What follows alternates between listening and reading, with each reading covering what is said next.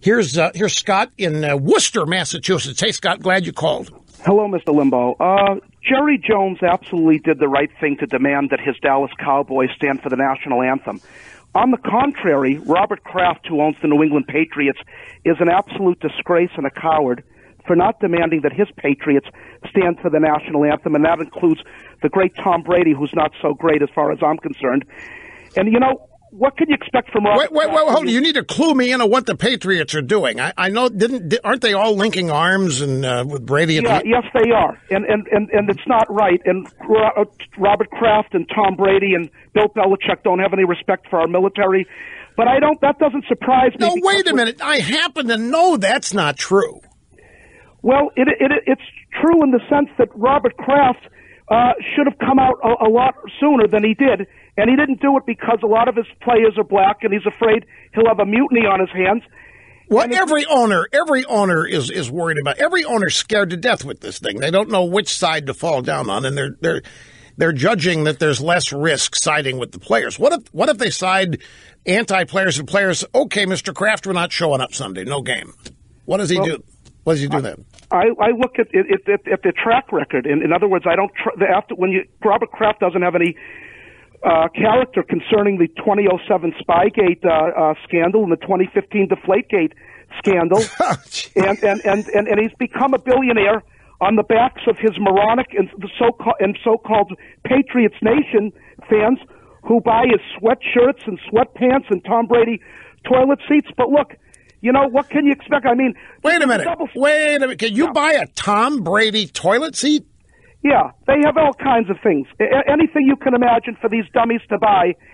And, you know, there's a double standard, Mr. Limbaugh, in this sense, that Kraft doesn't want his players to stand for the national anthem, but Robert Kraft is a fervent Zionist, and he owns a stadium in Israel.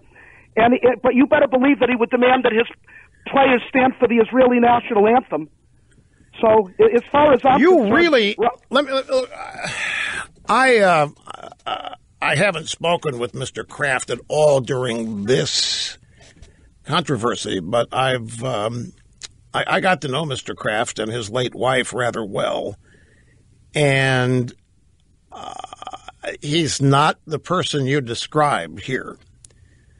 I haven't spoken to him during this controversy, but I know all of these owners are when it started.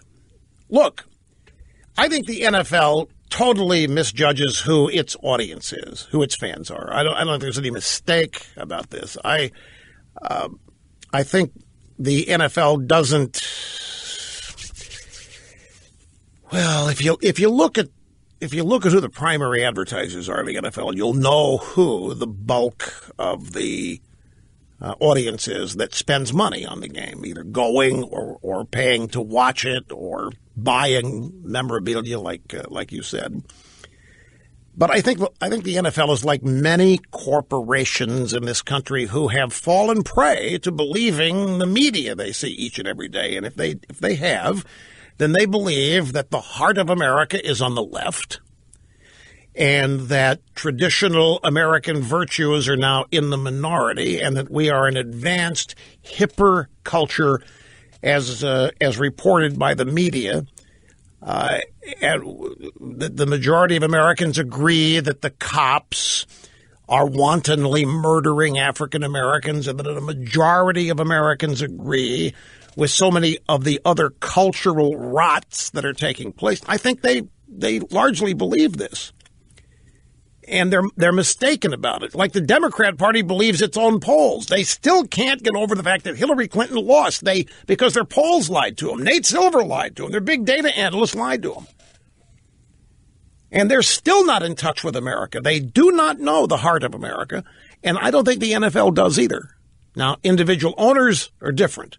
There's 7 or 8 of them that know exactly who the audience is. Jerry Jones is one.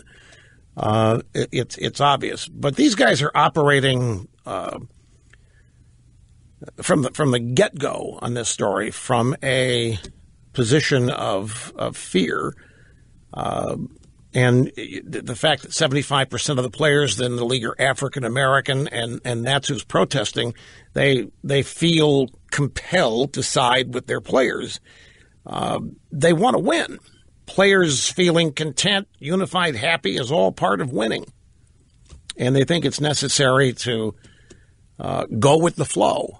And so what their players are into and doing, that's what the owners are going to be seen publicly as also being into, because it's unity in the clubhouse. It prevents chances for disruption and disunity, mutiny, what have you. This is really a tough time for them. Much of it they've brought on themselves. And it would be so easy to fix this. But there doesn't seem to be, aside from a few owners, and I don't know of anybody in the league office who is prepared to deal with this the way it must be. This league is being harmed dramatically and in a major way by the people playing the game. The people playing the game are inflicting incredible damage to the business and the product. That's a tough thing to admit, probably. And for them, they probably think it's a dangerous place to go and a position to occupy. Look, I'd love to continue on this, but I'm way long. I've got to take a break. We'll be back here mere moments.